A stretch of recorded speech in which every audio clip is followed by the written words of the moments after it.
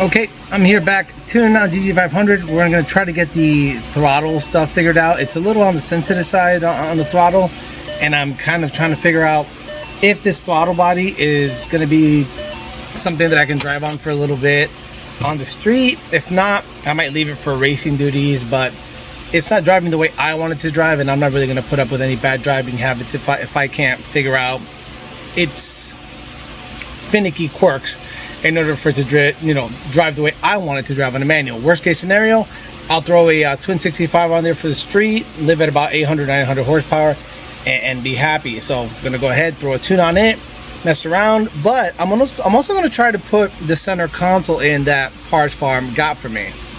As you can tell, the center console from before had holes in it from the GT500, I'm sorry, the Turbo 400 shifter. That's what it looked like. So they modified that to make that fit, but that's not going to work. So it has holes in it, and it's got a little hole in here for the intercooler pump. But luckily, Rob, the man at the Parts Farm, has all the right stuff to get me hooked up. So he was nice enough to get me this sent over. It's all exactly the same. This cup holder doesn't currently work. It's just kind of like glass. This cup holder has the lights and all the doohickeys. It's stock, which is I love. This thing should not have a bunch of holes and dumb shit in it. So I'll see if I can get this installed. So one, I can keep the heat out, because man, the heat comes up through here and it is something fierce. So I'll try to get this boot fitting better over that hole, and then get this boot over that, and hopefully that'll mitigate some of the heat. But for now, let me get it tuned up and see if I can get it driving a little better with the good old trusty N-gauge. Yes, that's right, good old trusty N-gauge. I'm hoping something better comes out, one of these days, but for now, looks like we're gonna be kind of stuck with this situation. So tuning, load tune, RT idle air from production file. Yeah, so what I'm doing is I'm loading our production file idle air section on the throttle body, and we'll see if that helps with some of the almost stalling that it does with some of the lights. Once that loads, I'll drive it for a bit, and if it drives decent, then I'll get to working on this guy.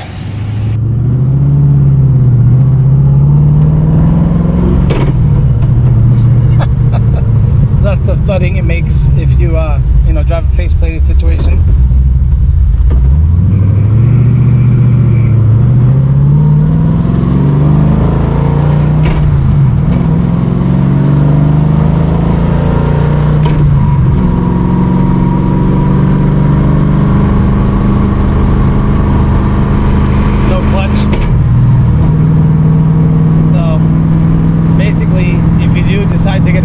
Transmission, you're kind of gonna have to live with that thudding effect that it does.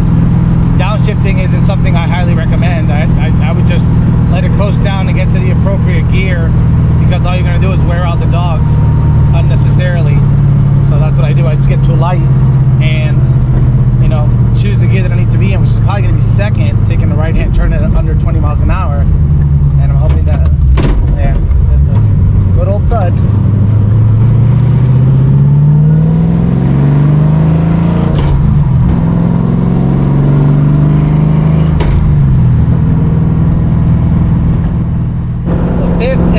Are synchronized, so they're not going to make that thud, and they go nice and smooth into gear, and then 6. But 1st through 4th are face plated, so you're going to get that thudding sound effect when you get into gear. Now, wide open throttle shifting, it should go real easy into gear, but when you're driving around, cruising around and stuff, it might make that thudding sound. Now, obviously that's probably not ideal, because you're not going to cruise this car. If it was a fully synchronized transmission, it'd be more ideal for street driving, but I want the best performance possible at the track, so I opted for this. But if in the future this doesn't seem likely and I am doing way more street driving, or if it's wearing things out faster than I think is necessary, then I'll go ahead and switch this out, go fully synchronized, and not really mess around with the faceplate and stuff if it's not necessary.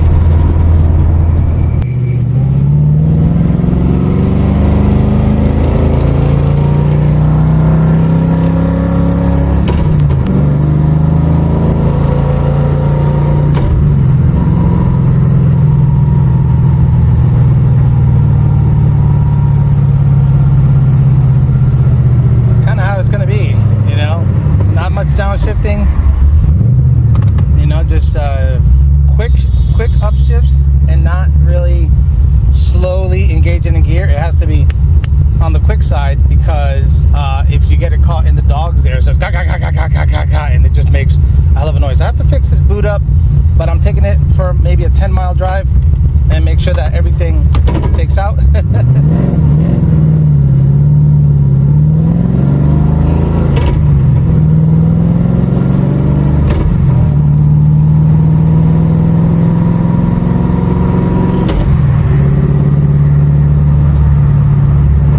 Shakes out, get the oil changed, and try to get it on the dyno to see what kind of power we're making once everything is broken in nicely. But speedo's working.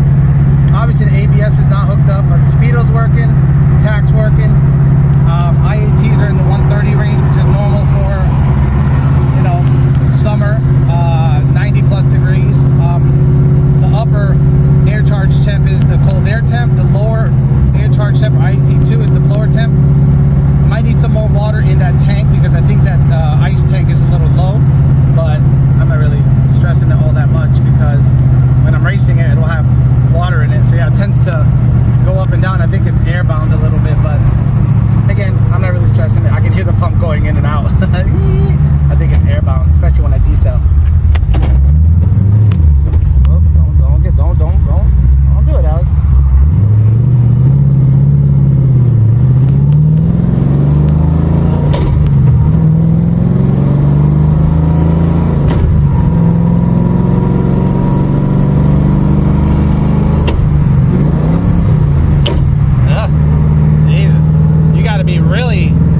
About the gears. Guys, transmission guys are probably cringing right now, but I mean, I guess if it becomes an issue, I'll have Ben fix it, you know, change it over to synchronizers and be done with it.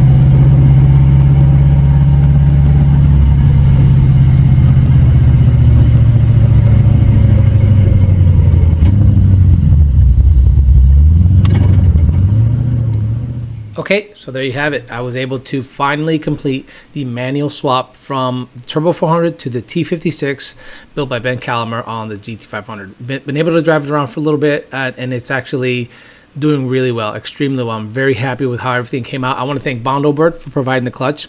I want to thank Ben Calamer for building the transmission. I want to thank the Parts Farm for providing all the little tiny doohickey parts that I need to make this thing work. The trim, everything that has been awesome. I also want to thank Keith Ray of Wonder Racing. The motor seems to be doing really well so far. Just going to break it in properly and change the oil and then get it to the dyno, see what kind of power it makes on a 2.6 TVS 12-to-1 compression and about 20 psi. We're going to start with really low timing, but nothing is happening until I get the engine broken in. Just wanted to show you guys what it's like to drive a face-plated transmission on the street, just to know what to expect. It's a little on the noisy side, a little clunky, but at the end of the day, I wanted this transmission to have the best performing possibilities in the quarter mile, so faceplating it was the right way to go for me. And if I end up doing more street driving than not, then we'll just go ahead and put synchros in it. Thanks for listening, guys, and thanks for hanging in there for the GT500 content. Talk to you later.